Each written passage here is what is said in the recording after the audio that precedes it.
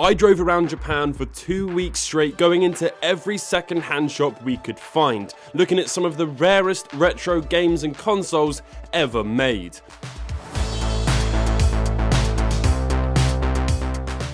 Over the next couple of months, I'll be taking you guys along the journey with me as we explore this beautiful country and see what insane stuff we can buy.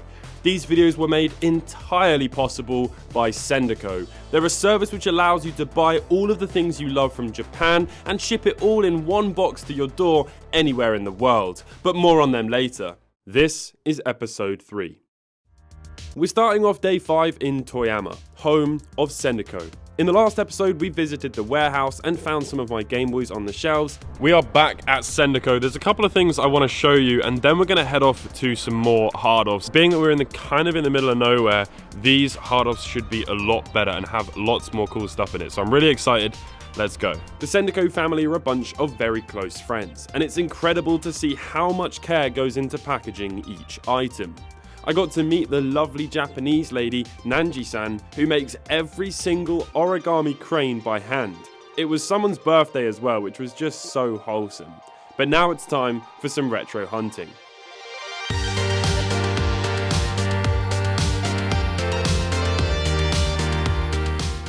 $50 for a standard GBA SP and double that for some of the super rare Japanese exclusive variants.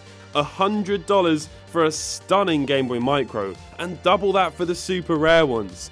Absolute bargain central. There was a boxed ROB and a plethora of cheap second-hand controllers and some DSIs for less than $20 each.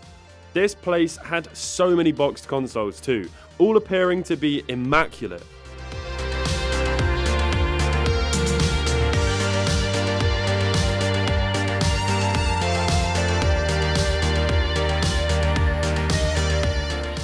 As well as that, there was so many loose consoles. Dreamcast, Sega, Saturns, all of these for around $50, which is just madness.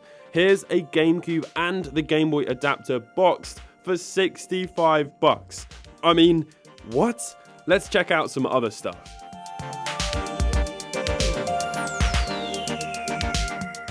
Here's a copy of Animal Crossing for the N64.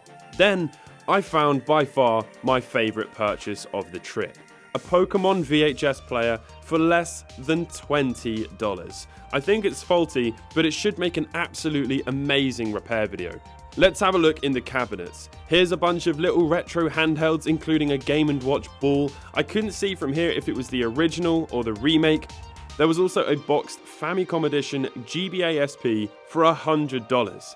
And there was a few other awesome Game & Watches. This hard-off had everything. Let's check out some of the junk bins.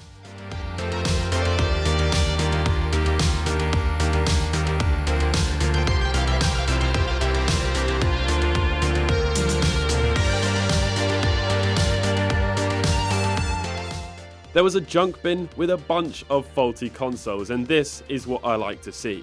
They mostly had faulty screens, which just isn't an issue if you know how to replace them.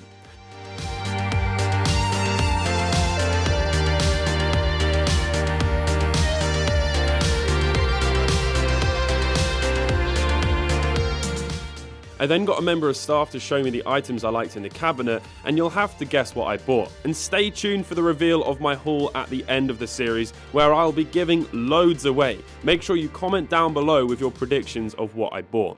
Right, let's have a look at some of the last few bits before heading onwards to the next store.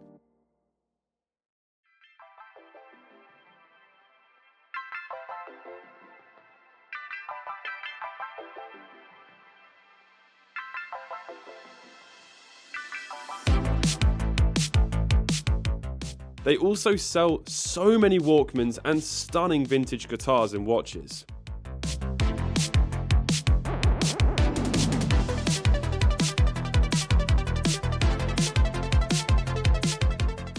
So that hard off was actually amazing. We found some really cool stuff there. I picked up a few bits. There's another hard off 10 minutes away. We're heading there now. Let's see what we can find.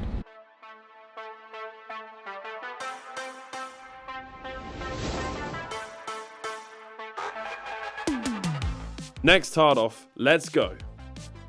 Straight away, a stunning sparkly blue PSP and a bunch of epic handhelds, Pokemon Minis, WonderSwans, Game Boy Micros. Here's a boxed Club Nintendo Wii steering wheel for $15.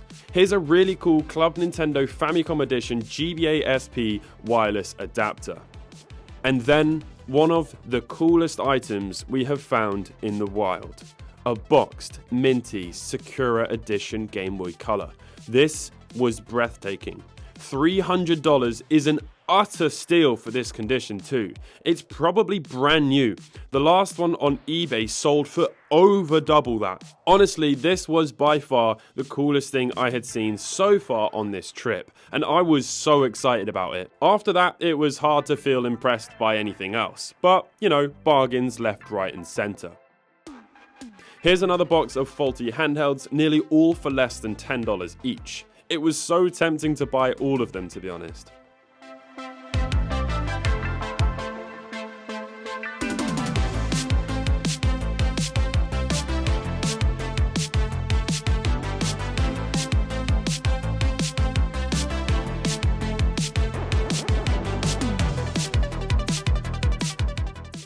I found a TPS L2 Walkman for sale and another incredibly rare Walkman, the WM-DX100. I had a look at both of them.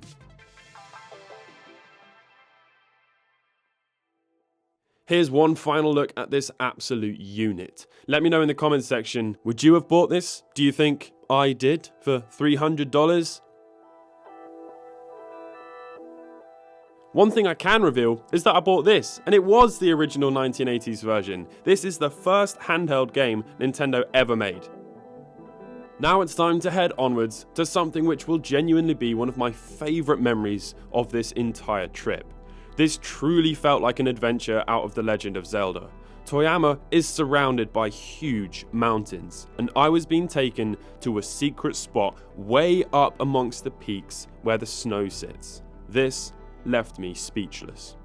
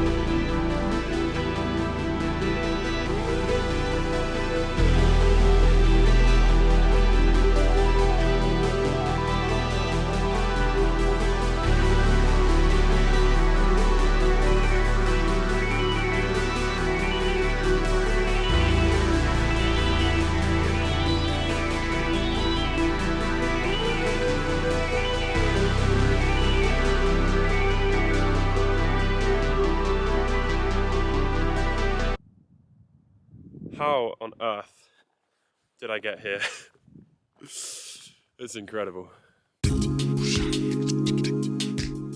Right, enough of that, back to GameBoys. Here's a different shop which we've not actually been to yet. They had some really cool stuff. This GameCube holder caught my eye, and for under $10. I also kept an eye out for Minuet Tetris this entire trip. They did have a few nice boxed GameBoys for very reasonable prices, but all in all, nothing too special.